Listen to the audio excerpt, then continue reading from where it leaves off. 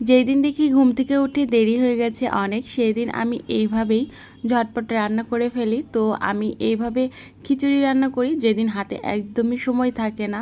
তো আজকেও হাতে একদমই সময় ছিল না, ঘুম থেকে উঠে দেখি অনেক বেলা হয়ে গেছে।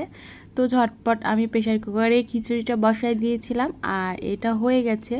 কিন্তু প্রেশার কুকারের থেকে যদি চুলাতে রান্না করা হয় তাহলে কিন্তু খিচুড়ির টেস্টটা আরও বেড়ে যায়। তো যাই হোক, হাতে একদমই যেহেতু সময় ছিল না, এই জন্য এভাবেই ঝটপট রান্না করে নিলাম। তো আমি ঝটপট খিচুড়ি রান্না করে নিয়েছি আর তার সঙ্গেও আমি ডিম পোচ করে নিয়েছি। তো আমি একটা ডিম নিয়ে নিয়েছি, যেহেতু আমরা ফ্যামিলির সদস্য হচ্ছে 3 জন আর আমার মেয়ে ডিম পোচ একদমই খায় না। তো 2টা ডিম আমি নিয়ে নিয়েছি আর ডিম 2টা আমি ভালোভাবে পোচ করে নিয়েছি। আর সঙ্গে আমি সালাদ করে নিয়েছি, এখানে টমেটো আর শসা কেটে নিয়েছিলাম। তো এইটা আমি খুব ভালোভাবে পেঁয়াজ মরিচ দিয়ে মাখিয়ে সালাদ করে নিয়েছি। এইভাবে সালাদ খেতে আমার খুব বেশি ভালো লাগে, তাই এইভাবেই আমি সালাদ করে থাকি। তো আমি সালাডটা করে নিয়েছি আর খিচুড়িটাও নিয়ে নিয়েছি, সঙ্গে নিয়েছি ডিম পোচ।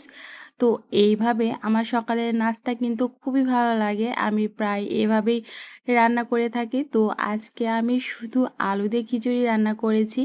আর যেদিন আলু দিয়ে খিচুড়ি রান্না করি সেদিন আমি সালাডটা রাখি, আর যখন আমি মাংস দিয়ে বা অন্য সবজি দিয়ে রান্না করি সেদিন কমই রাখি। তো ঝটপট সকালের নাস্তা করে নিলাম আর কিছু বাজার নিয়ে এসছে, তো বাজারগুলো সব বের করে নিলাম। এখানে অনেক ফ্রেশ সব সবজিগুলা, তো সবজিগুলো সব বের করে নিলাম, কিছু ডিম সবগুলোই বের করে নিলাম। এগুলো এখন কিছু ফ্রিজে রেখে দেবো আর কিছু রান্না করব, কারণ এতগুলো সবজি তো আর একদিনে খাওয়া যাবে না।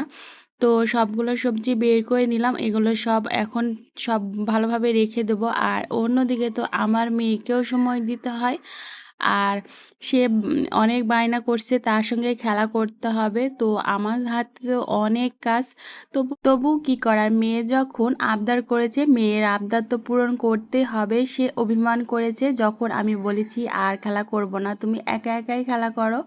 তো অভিমান করে কিছুক্ষণ চুপ করে বসেছিল, আর যখনই বলেছি খেলা করব ও তো ভীষণ খুশি। তো যাই হোক, আমি যত ব্যস্তই থাকি না কেন তাকে আমি সময় দিই, কারণ আমি ছাড়া তো ওকে সময় দেওয়ার এখানে আর কেউ নেই। এই জন্য আমি চাই না তার কোনোভাবে মন খারাপ থাক। তো যত কাজই থাক সব কাজ রেখে ও যখন যেটা বলে, যেভাবে আমার সঙ্গে সময় কাটাতে চায় আমি সেভাবে তার সঙ্গে সময় পার করি।